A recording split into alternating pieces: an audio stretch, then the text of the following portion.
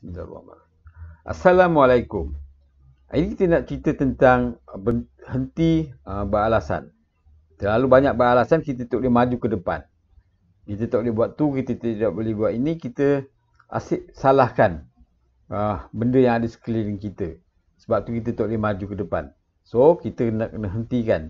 Sebaliknya, daripada kita merungut, daripada kita beralasan, daripada kita komplain, eloklah kita cari jalan penyelesaian. Bagaimana kita nak atasi masalah tersebut. Jika kita berjaya mengatasi masalah tersebut, itu adalah pengalaman untuk kita di masa hadapan. Jika kita jumpa lagi masalah yang sama, mudah untuk kita selesaikan. Sebab kita telah menghadapinya dan berjaya menghadapinya. So, kalau kita asyik merungut, penat, badan penat, letih, sebab tu kita tidak produktif, kita tidak boleh buat lebih, kita kena cek. Kita tidur awal ke kita tidur lambat?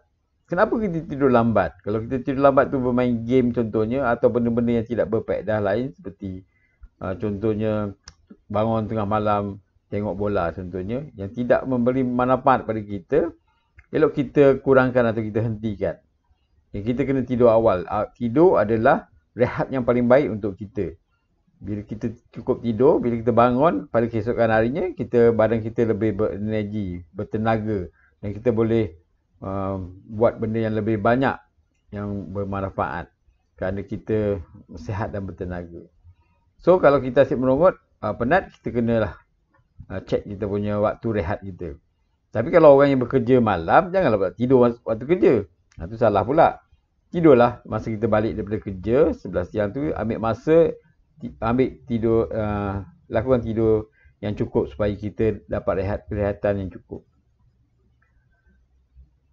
Kita asyik komplain, kita asyik merungut tentang bentuk badan atau out of shape. Dan kita bagi alasan kerana ni, alasan kerana tu, alasan kerana ni, sebab tu bentuk badan itu tidak sudah terjojol sana, terjojol sini.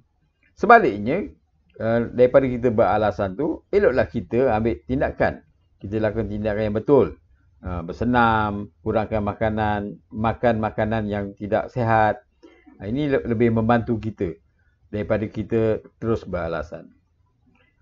Alasan tidak ada masa. Ini biasa kita dengar, tidak ada masa tak cukup untuk lakukan sesuatu tu. Sebaliknya kita kena cek, apakah masa yang banyak kita gunakan yang tidak berfaedah. Contohnya tengok TV, dan kita kena kurangkan tengok TV.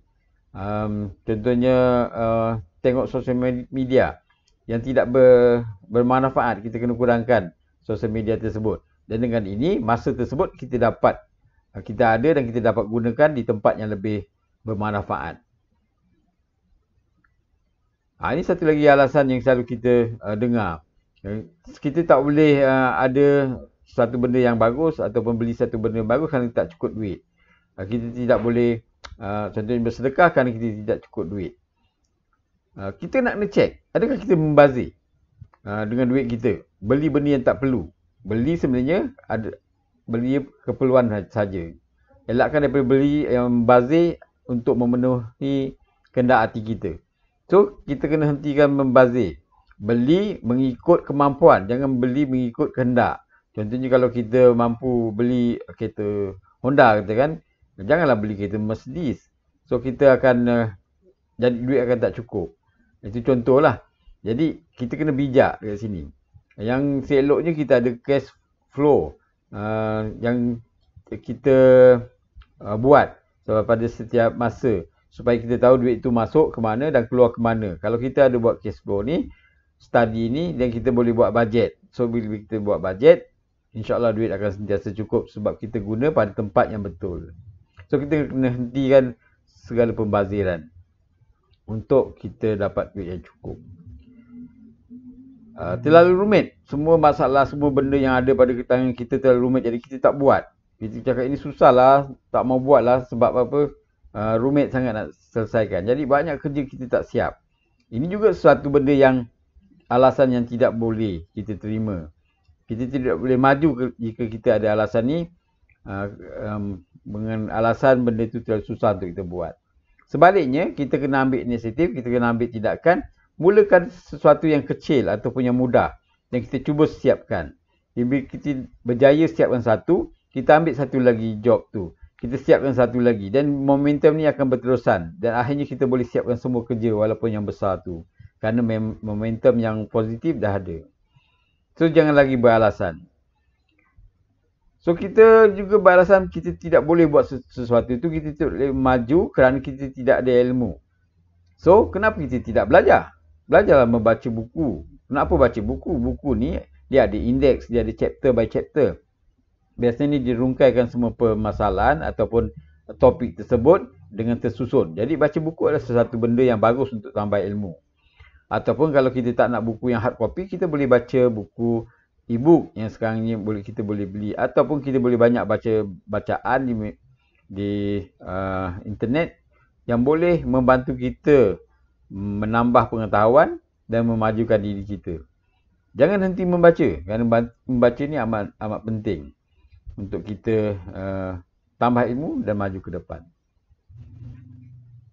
So, kesimpulannya, kita kena keluar daripada zon selesa. Zon selesa yang menyebabkan kita tersangkut dekat takut yang lama.